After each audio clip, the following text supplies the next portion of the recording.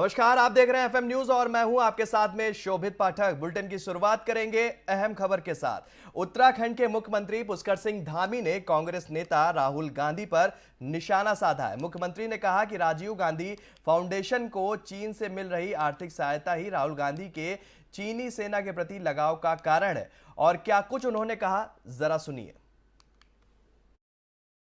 राहुल गांधी से और कोई अच्छी अपेक्षा नहीं की जा सकती है देश को कि वो सेना का मनोबल बढ़ाएंगे, क्योंकि वो हमेशा सेना का मनोबल तोड़ने का काम करते हैं। और पिछले दिनों भी जब चीनी सेना से भारतीय सेना सीमाओं पर संघर्ष कर रही थी, उस समय भी वो चीन के अधिकारियों से मुलाकात कर रहे थे। शायद इसके पीछे यह फैक्ट है कि उनके पिताजी के नाम से बना हुआ जो राजीव गांधी फाउंडेशन है, उस राजीव गांधी फाउंडेशन को चीन की सरकार की तरफ से बहुत बड़ी आर्थिक मदद मिली है। शायद यही कारण होगा कि वो भारत की सेना का मनोबल तोड़कर चीन की सेना का मनोबल बढ़ाने का काम कर रहे हैं। बीजेपी नेता राज्यसभा सांसद नरेश बंसल ने कांग्रेस सांसद राहुल गांधी द्वारा भारतीय सेना और चीन को लेकर दिए बयान पर कड़ी नाराजगी जाहिर की है। सांसद बंसल ने इसे सेना और देश का अपमान बताया है। उन्होंने कहा कि राहुल गांधी को बचकाना हरकत छोड़ देना चाहिए एवं बार बार देश और हमारे जवानों को कटघरे में खड़ा करने से बचना चाहिए। और क्या कुछ उन्होंने कहा, जरा सुनिए। कांग्रेस के नेता श्री राहुल गांधी ने जिस प्रकार से तोइन के मुद्दे पर भारतीय सेनाओं को नीचा दिखाने का काम किया है, ये कांग्रेस नेताओं की उस मानसिकता का प्रदर्शन है जिसमें उन्होंने कभी भी सेना का सम्मान नहीं किया। जनरल विपिन रावत को गली का गुंडा कहा,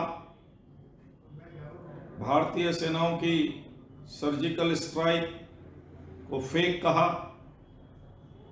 इस प्रकार से समय समय पर सेना का अपमान करना कांग्रेस के नेताओं की मानसिकता है।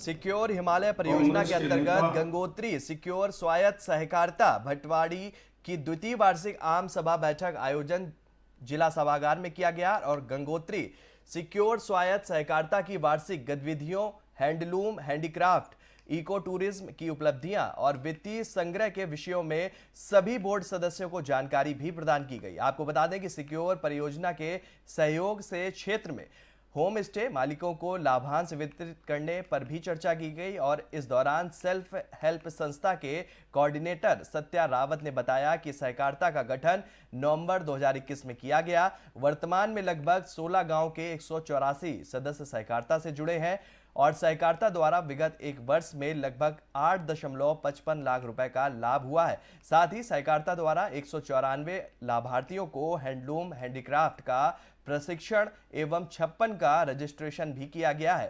कार्यक्रम में उपनिदेशक गंगोत्री नेशनल पार्क रंगनाथ पांडे, सहकारिता के उपाध्यक्ष माधवेंद्र रावत और यूएनडीपी के परियोजना से Umed Singh Dhakad, doctor Jaya Patel, Manish Rawat, self help संस्था एवं सहकारिता सदस्य मोहन सिंह आदि उपस्थित रहे।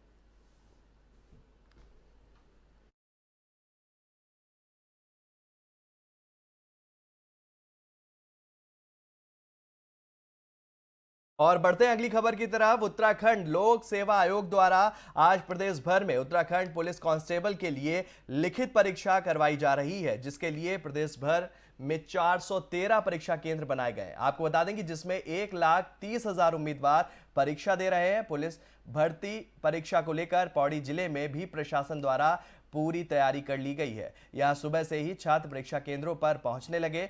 सर्दियों के मौसम की वजह से आयोग ने परीक्षा का समय 11 बजे से 1 बजे तय किया। वहीं वीपीडीओ भर्ती घोटाले के बाद यह पहली परीक्षा है। ऐसे में पुलिस प्रशासन भी चौकन्ना हो गया है। साथ ही युवाओं में भी परीक्षा को लेकर खासा उत्साह देखा जा रहा है।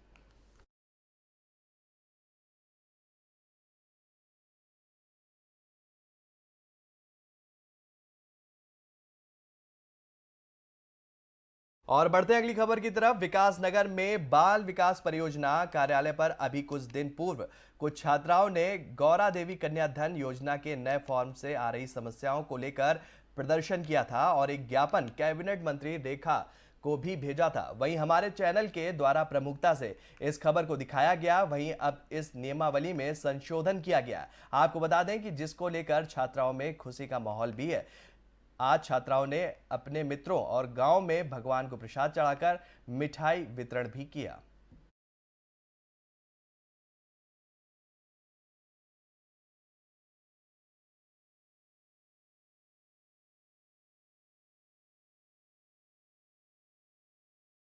जनपद टिहरी गढ़वाल के देवप्रयाग विधानसभा के ग्रामीण क्षेत्रों से कबाड़ के नाम पर सरकारी संपत्ति पर हाथ साफ करने वाला गिरोह राजस्व विभाग के हत्थे चढ़ा है।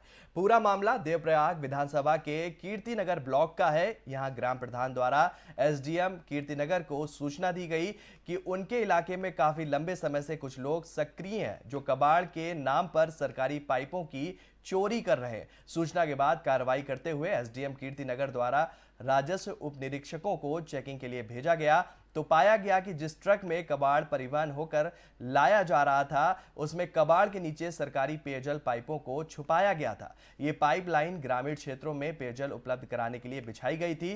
पूरे मामले को लेकर राजस्व उप निरीक्षक चिलेड़ी द्वारा प्राथमिकी दर्ज कर ली गई है। क्षेत्र में इस तरह का कोई अन्य गिरोह भी सक्रिय है या नहीं, इसकी जानकारी जुटाई जा रही है। में जो हमारे गणजी है वहाँ से आया था, ग्राम प्रधान की ओर से भी और कुछ लोगों द्वारा अवगत कराया गया था कि कुछ कबाड़ की आड़ में कुछ लोग कबाड़ दिखाते हुए कई बार जो हमारी सरकारी संपत्ति है जैसे कि आपका पेयजल लाइनें बिछी हुई हैं उनको भी काट करके उसको कबाड़ की आड़ में बेच देते हैं और वो पकड़ में नहीं आते हैं क्योंकि वो सामान उनका नहीं पकड़ में आता है। तो कल जब ये सूचना प्राप्त हुई जैसे ही तो उनके द्वारा बताया गया कि इस तरह से उनके द्वारा काट करके बेचा जा रहा है उसको, हमारे द्वारा जो ट्रक था उसको ट्रेस करवाया गया। तो ट्रक का जो चेकिंग के दौरान हमने सामान वगैरह का पूरा तलाशी ली थी, उसमें कुछ माल बरामद हुआ था। तो उसको हमने अभी फ़िलहाल तो माननीय न्यायालय सिविल जज वहाँ पर उन्हें प्रस्तुत किया गया है और हमारा जो चिलेड़ी है राजस्व निरीक्षक चिलेड़ी उनके द्वारा उसमें प्राथमिकी दर्ज की।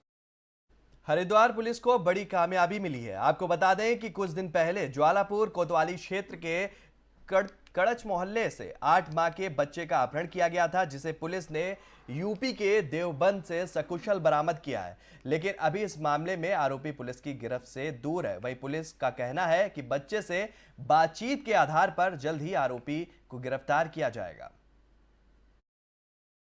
देखिए 9 तारीख को एक शाम को जो है एक 6 वर्षीय नाबालिग बच्चा था जो रोड़ी बेड़ वाला से जो है गायब हुआ था। तो प्राथमिक रूप से इसकी जानकारी अन्य लोगों से मिली थी। परिजनों द्वारा इसकी जानकारी थाने चौकी पर नहीं दी गई थी। 10 तारीख को ये जानकारी आने के बाद परिजनों की तलाश की गई। तो इसके बाद 11 तारीख को इसमें चूंकि परिजन इसमें एप्लीकेशन नहीं मिल पाई थी उनसे, तब भी हमारी पुलिस टीम इसमें तत्काल कार्रवाई में लग गई थी। 11 तारीख को केस रजिस्टर्ड किया गया था, लेकिन 10 तारीख से ही सूचना मिलते ही पुलिस टीम ने पूरी बना इसमें जो हमारी थी सभी ने मिलकर इसमें सीसीटीवी और अन्य जो साक्ष्य होते हैं इस पर काम करना शुरू कर दिया था और काफ़ी सारे इसमें हमने वर्क किया और विभिन्न प्रांतों में तक जाकर हमने ऐसे बच्चे के हुलिये को लेकर या ऐसे जो गैंग सक्रिय रहते हैं उन सबको हमने खंगाला वहाँ पर और कुछ संदिग्ध गाड़ियों के हिसाब से भी हमने इसमें फॉलोअप किया और पुलिस की जो एक्टिविटी थी यहाँ पर उसको देखते हुए कहीं ना कहीं मुझे ऐसा प्रतीत होता है कि यह बात जो है अपहरणकर्ताओं को पता चली और उनके द्वारा बच्चे को देवबंद में छोड़ा गया था, जिसकी सूचना प्राप्त होने पर पुलिस टीम चूंकि वहीं पर लोकेशन के हिसाब से लगी हुई थी तो बच्चे को बरामद कर लिया गया है। वो सकुशल है। उससे काफ़ी सारी जानकारी, चूंकि बच्चा छोटा है अभी थोड़ा सहमा हुआ है, तो उसको CWC और इसके तहत जो विधिक प्रक्रिया हो। और बढ़ते हैं अगली खबर की तरफ। रुड़की के लक्सर के केवलपुरी गांव में उस समय सनसनी फैल गई जब एक 26 वर्षीय विवाहित महिला की संदिग्ध परिस्थितियों में मौत हो गई।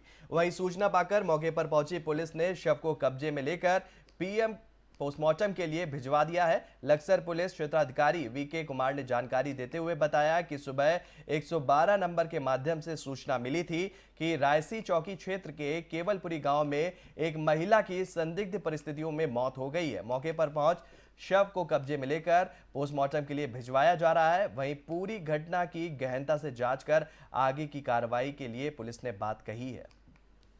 यह एक स्वाभाविक घटना है ये अभी आज सुबह हमें 112 के माध्यम से सूचना प्राप्त हुई थी, जो रायसी चौकी क्षेत्र अंतर्गत है, जो गांव है, उसमें हमें सूचना प्राप्त हुई थी कि एक विवाहित महिला जो है उनकी मृत्यु इस प्रकार से कारित हुई है। सभी तथ्य हमने अभी दिखवा लिए हैं और शव को पोस्टमार्टम के लिए हमने भिजवा दिया है और आगे की जो कानूनी कार्रवाई है वो आगे की जाएगी। ये एक स्वाभाविक